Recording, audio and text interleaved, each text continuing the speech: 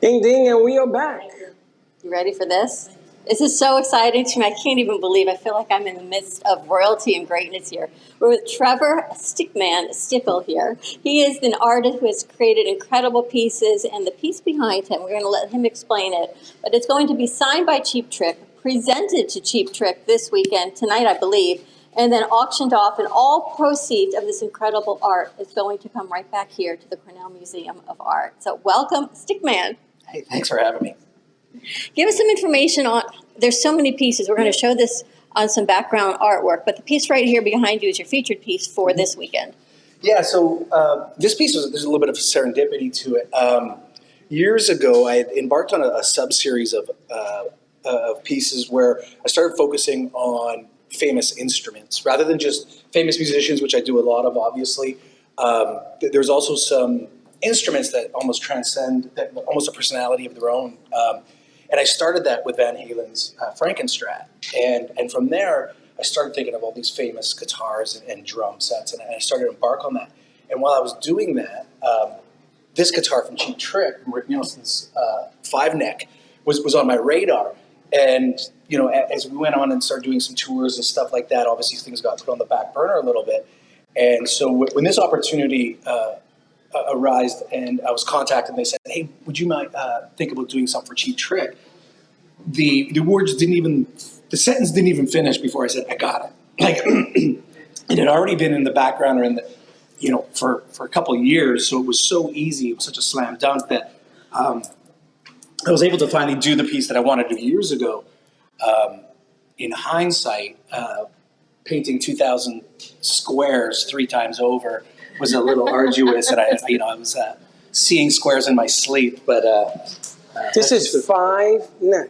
This is a real instrument. Yeah, he'll be playing this tonight. He's famous for it. It's almost like a calling card for the band. You'll see it. For those who are coming tonight, we'll definitely see Rick Nielsen play this guitar. That's amazing. How long did this take you? Oh, geez, I don't even know. A couple of years? No. I usually can finish a piece in about a month.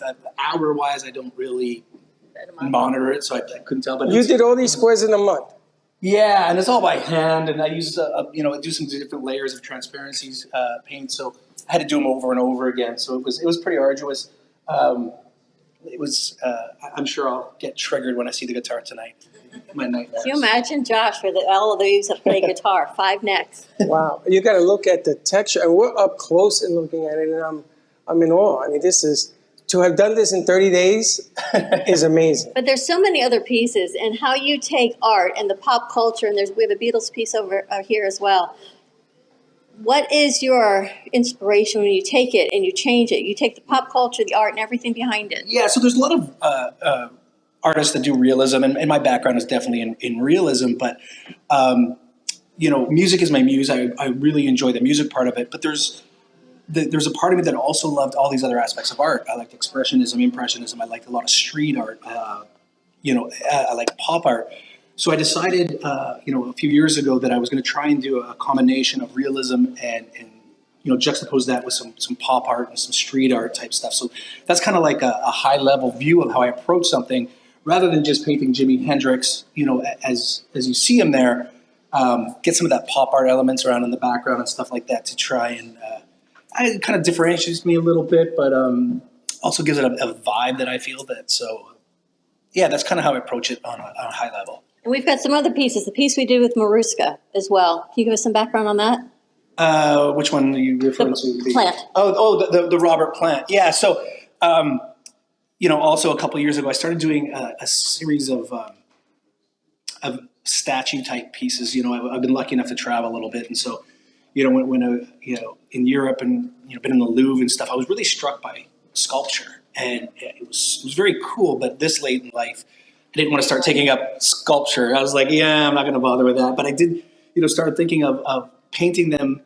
I started thinking of like who would be, 200 years from now, 300 years from now, some of our icons that would be like. And I started thinking of the rock stars and the rock god kind of played into it a little bit as well. So I've done a few of those. We've done David Bowie. We've done Robert Plant. We've done, one that was really based on the Sunset Strip. And, I have another one that's coming out next month, which is another one of the sub-series of the statues type of stuff. So Obviously Led Zeppelin is probably one of the greatest rock bands of all time. So I always like to revisit them, and being able to do Robert Plant and the famous story that I won't really get into here is basically in Sunset Marquee, screamed out, "I'm a golden god." It kind of lent itself to painting a golden statue. So it kind of fit like Tetris pieces, So. I love the piece also over your right shoulder. John Lennon. Oh man, I got to tell you, that caught my eye when I walked in the room. Yeah, it's it was earlier in the year. This was done this year, and it's funny because obviously they're from Liverpool, but I really wanted to do a New York centric piece, and Bob Gruen did a series of photographs in the '70s of the New York years of John Lennon. I was always drawn to it because I like gritty tones. Although some of them seem kind of bright, it's not my color palette. It's usually a little bit grittier, and I really liked the way John Lennon in the New York years was kind of dressing down olive drabs. It really fit kind of that rock more than the pop part of it, what you might have saw in the Sgt. Pepper era. So it kind of fit the vibe of painting that I like to do. So I was lucky enough to get some permissions on that one, and was able to develop that one. I got to work across the street from where he lived, and we were there the week of that tragedy happened.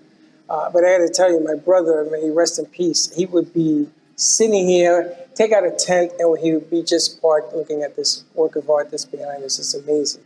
I have to ask, what artist inspired you? Because then I'm going to ask you how you inspire the younger artists.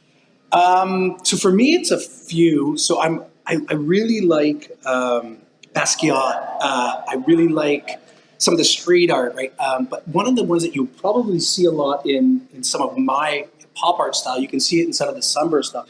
So I'm a big fan of Shepard Fairey. And, I don't even try to apologize for, stealing some Shepard Fairey stuff. I'm like, I really enjoy that pop art stuff that he does. And then on the realism side, Sebastian Kruger's always been a fan of his forever. Stephen Holland, another guy. So, because I do a little bit of everything, I have my realism kind of idols, and then I have some of my pop art, street art guys, right? And even on the whimsical side, the Banksy stuff, it definitely inspires me on some of my backgrounds and how I approach stuff. So it kind of runs the gamut, but yeah. And what would you tell a young, inspiring artist who says, "Can I make it as an artist in this world? Should I even try? Should I try?" Right? Well, that's a tough one. If you have to ask yourself if it's worth it, then you're probably not cut out for it. That's right. You have to be willing to go into it and love it enough that the monetary side of it means nothing. I mean, that's the only way to approach it. I've always said, this isn't my saying, but if you take care of the art will take care of you. Absolutely.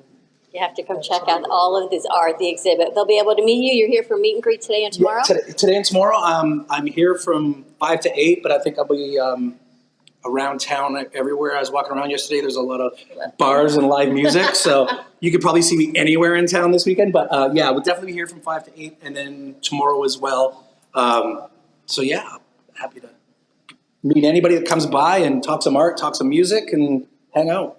Come on by. What a great opportunity. Thank you so much for speaking with us and sharing your art with the community and right here in Delray Beach. More to come. Stickman is here. I believe the art's here for a week, Mariska? Yes. All right. If you can't make it this weekend, it's here for the week. More to come, and we will be right back. Do you have an idea for a show or a podcast? Do you want the opportunity to be on TV?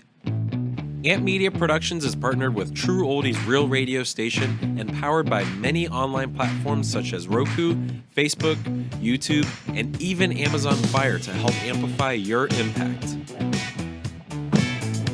Do you want your voice to reach a wide audience?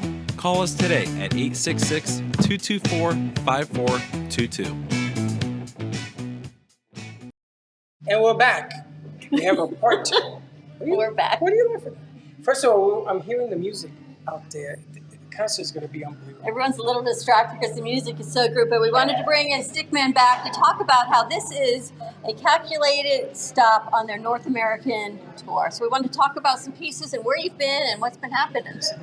Yeah, so I've been incredibly fortunate this year to go do a North American tour. We've done a couple Florida stops, Key West, Tampa. We're on the other coast, San Diego, Toronto, Edmonton, some Canadian cities. I'm probably missing a few in there. And then, going on this year, we also have LA, Denver, Houston, New York. We've got a bunch, and more being added as we go. Every day new opportunities arise, and that's kind of how this fell into place.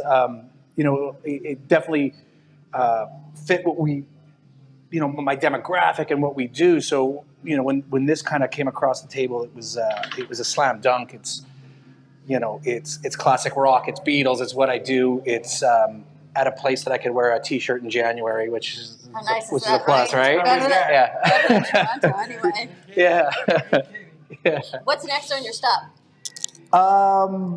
From here, I think we have something coming up in Austin, and I think we have something coming up in Jacksonville. Actually, what are places to go? Art festivals as well.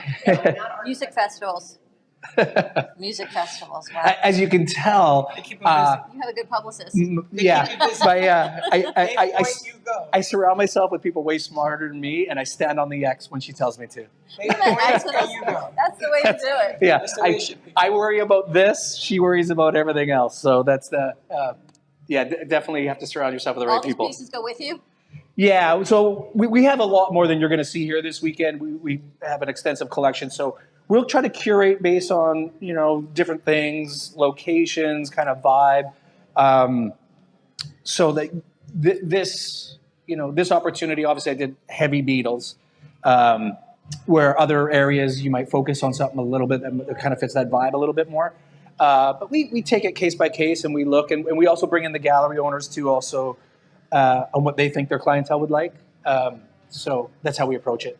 It's one step along the way on this tour of greatness. More to come. Thank you so much again. Yeah. The pieces are incredible. Which four are the originals? We have this original here, but that's not the original. So the Cheap Trick's an original, the Elton John's original, and the Robert Plant that we talked about earlier is an original. And then, like I said, this one that's sitting in the back right now. But this is a reproduction of the original that's also here. And everything is for sale. So come on down. To me, that is just a gift that keeps on giving, right? To enjoy it, to meet the artists, to meet the musicians, to meet everyone, and then take it home. I know. You always have it. It's a bucket list. And then proceeds go back to benefit our community and for education and the arts, right? It's everything we need to do right here in South Florida. Yeah, and anything to give back, but also I would love to give back by coming back because this place is amazing. It is. Maybe we can get him into the studio one day too. Oh, we should. It's right down the street. Yeah. Definitely coming back. Yeah. You're definitely all in. That's an easy sell. Well, thank you for making a stop along the way here in Delray Beach. It has been a pleasure to meet you. You as well. It's awesome. More to come. We'll see you in a little bit.